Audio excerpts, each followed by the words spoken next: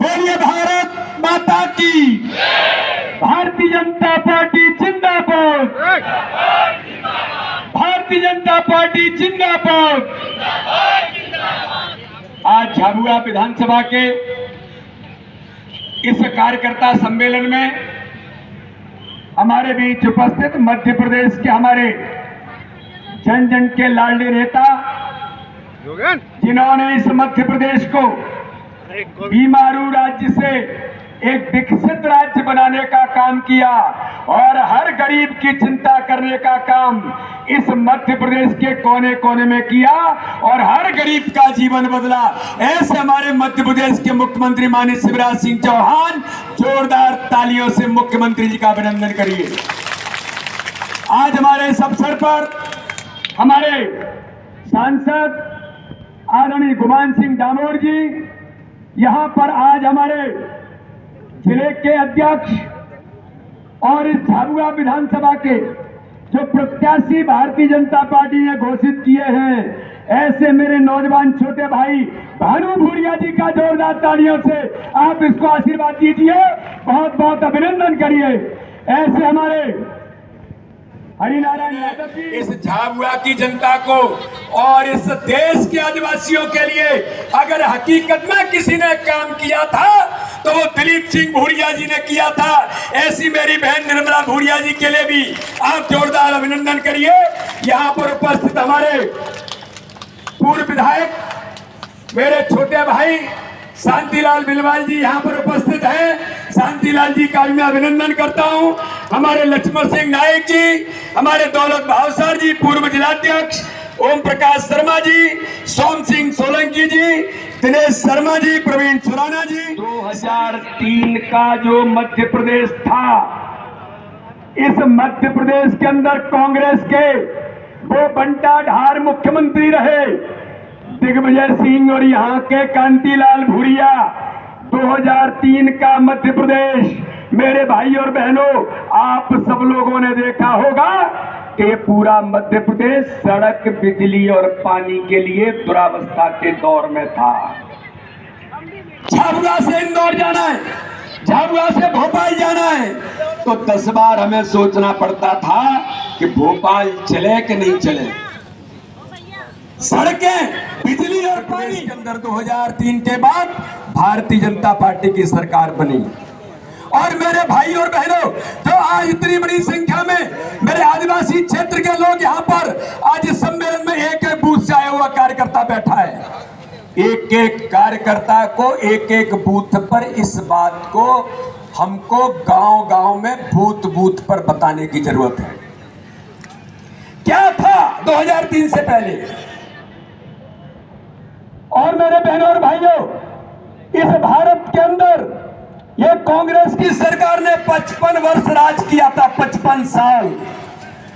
लेकिन आदिवासी भाई और बहनों की चिंता करने का काम अगर शुरुआती दौर में किसी ने की थी तो भारत के प्रधानमंत्री अटल बिहारी वाजपेयी जब बने, भारतीय जनता पार्टी की सरकार जब बनी और अटल जी ने देश का नेतृत्व किया, तब अटल जी ने कहा आदिवासी भाई और बहनों की हमें जमीन पर गांव गांव में चिंता करने की जरूरत है।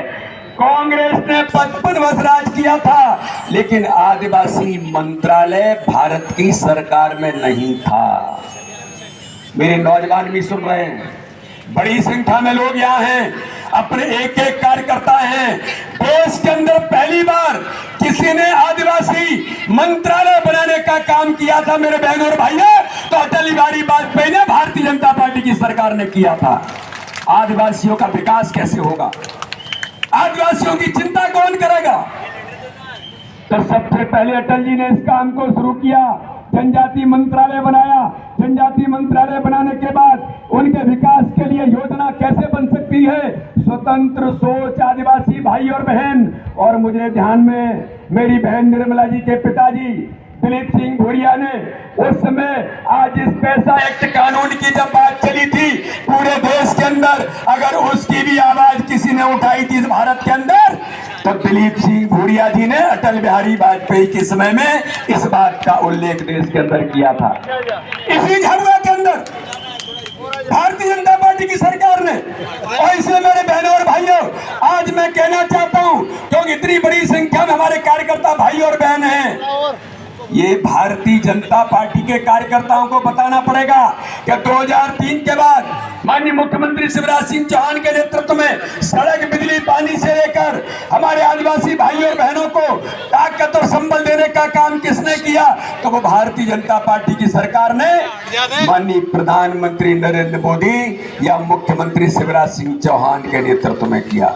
यह बैठे हुए मेरे झाबुआ के नागरिक भाइयों और बहनों, कार्यकर्ताओं में आज कहना चाहता हूं, आजादी के 75 वर्ष कांग्रेस को, 75 वर्षों में 55 वर्ष तक कांग्रेस ने राज किया था। झाबुआ के किसी गांव के अंतिम छोर पर रहने वाला मेरा आदिवासी भाई जो झोपड़ी में रहता था।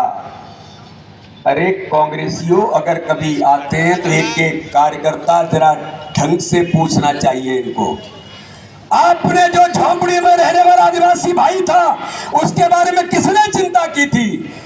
कि इसका भी सपना है कि अपने स्वयं के मकान में रहने का हर व्यक्ति का सपना होता है, गरीब का सपना होता है। लेकिन कांग्रेस ने 55 वर्षों तक राज किया था। 2003 से पहले कांग्रेस की सरकार थी, किसने गरीबों की चिंता की थी? लेकिन जब गरीब का बेटा देश का प्रधानमंत्री बना, यहां बैठी मेरी बहनें, ऐसी किसी गरीब बहन माननीय प्रधानमंत्री नरेंद्र मोदी जी की मां जो अपने गरीब घर के अंदर अपने बेटे के लालन पोषण करने के लिए दूसरों के घरों में बर्तन मांजने जाती थी, ऐसी मां का बेटा जब प्रधानमंत्री नरेंद्र मोदी बना तो उन्होंने कहा इस देश के अंदर कोई गरीब झोपड़ी में नहीं रहेगा। और मेरे बहनों और भाइयों, भारत के इतिहास में अगर किसी ने गरीब की चिंता की और गरीब भी अपने सपने को पूरा बूथ बूथ पर ये झूठ छल कपट की राजनीति करने वालों को आज हमें जवाब देने की आवश्यकता है। नहीं तो घूमेंगे, झूठ बोलेंगे, भ्रम फैलाएंगे और पता नहीं क्या क्या करेंगे। कांग्रेस के प्रधानमंत्री राजीव गांधी जब देश के प्रधानमंत्री थे तब उन्होंने कहा था, प्रधानमंत्री रहते हुए मैं इस बात को गंभीरता से कह रहा हूं मेरे कार्यकर्ता भाइयों, आपको जिन बातों को मैं इस मंच से कह रहा हूं, इन बातों को गांव में एक एक घर में आपको बताने की जरूरत है। राजीव गांधी कहते थे हम गरीब के लिए 1 रुपया भेजते हैं दिल्ली से तो 85 पैसे भ्रष्टाचार में चला जाता है। दलाल और बिचौलिए 85 पैसे खा जाते हैं, गरीब तक केवल 15 पैसे पहुंचते हैं। अरे आप देश के प्रधानमंत्री, आपने क्यों नहीं व्यवस्था बनाई? लेकिन जब गरीब का बेटा प्रधानमंत्री बना, इन्हें एक एक बात को आज हमें गांव-गांव में, घर-घर में बताने की जरूरत है कि आज अब मध्य प्रदेश नहीं पूरे देश के अंदर दलाल और बिचौलियों की व्यवस्था खत्म कर दी माननीय प्रधानमंत्री मोदी जी, हमारे मुख्यमंत्री शिवराज सिंह चौहान ने। तो इसलिए इन कार्यकर्ताओं को प्रत्येक बूथ पर जो हमारी सरकार ने, हमारी मुख्यमंत्री जी ने, जो मध्य प्रदेश का विकास हुआ है, झाबुआ के अंदर आज इंजीनियरिंग कॉलेज की सौगात कौन दे रहा है? माननीय मुख्यमंत्री शिवराज सिंह चौहान दे रहे हैं। झाबुआ के अंदर सड़कें जाल बिछाए, मैं ऊपर से जब देख रहा था तो ऐसा लग रहा था कि झाबुआ में कितना सुंदर झाबुआ है। ये भारतीय जनता पार्टी की सरकार की देन है। और इसलिए मेरे बहनों और भाइयों, विकास ये भारतीय जनता पार्टी की ताकत है। हमारे प्रधानमंत्री मोदी जी के नेतृत्व में प्रधानमंत्री का दुनिया के अंदर जो विश्वास जागृत हुआ है, जनता ताकत से बताओ कोई हरा सकता है क्या? अरे ताकत से बताओ कोई हरा सकता है क्या? तो अमित शाह जी ने कहा है, देश के गृह मंत्री जी ने, कि केवल प्रत्येक बूथ पर चुनाव जीतना, 356 बूथों पर चुनाव जीतना, केवल चुनाव नहीं जीतना है, हर बूथ पर चुनाव जीतना है। और अब तो और आगे बढ़कर के कहा है, हर बूथ पर जो यहाँ पन्ना प्रमुख बैठा है, यहाँ पन्ना समिति का कार्यकर्ता बैठा है, एक एक पन्ना जो वोटर लिस्ट का है, एक एक पन्ने पर एक इधर प्रमुख है, एक इधर प्रमुख है, जो दोनों अर्ध पन्ना प्रमुख बने हैं। और गरीब कल्याण की योजना में गरीबों का जीवन बदला है, ये हमारी ताकत है। और संगठन के एक एक कार्यकर्ता जो यहाँ बैठा है, ये हमारी ताकत है। इसलिए मैं विश्वास के साथ कहता हूं, झाबुआ जिले की तीनों सीटें इस बार भारतीय जनता पार्टी प्रचंड बहुमत से जीत का इतिहास बनाएगी और एक एक बूथ पर जीतेंगे। इसलिए मेरे कार्यकर्ता भाइयों और बहनों, हम सब तैयारी के साथ सजग प्रहरी बन करके हर बूथ पर हर पन्ने को जीतने का संकल्प लेकर के आज हम इस सभा में, आज इन कार्यकर्ता सम्मेलन में जीत के संकल्प को लेकर के जाएंगे और तय करेंगे कि जब आगामी आने वाले चुनाव में भाई भानु भूरिया से लेकर मेरी बहन निर्मला से लेकर हम तीनों प्रत्याशियों को प्रचंड बहुमत से जिताएंगे। बोलिए सब लोग तैयार हैं? जरा ताकत से बताओ, तैयार है? तो एक कांग्रेसियों को जो झूठ बोलने वाले इन्हें जवाब देंगे तो दोनों हाथ उठाइए, दोनों हाथ उठाइए और मुट्ठी बांधिए। ये झूठ बोलने वाली ताकतों को जवाब देना है। बोलिए भारत माता की।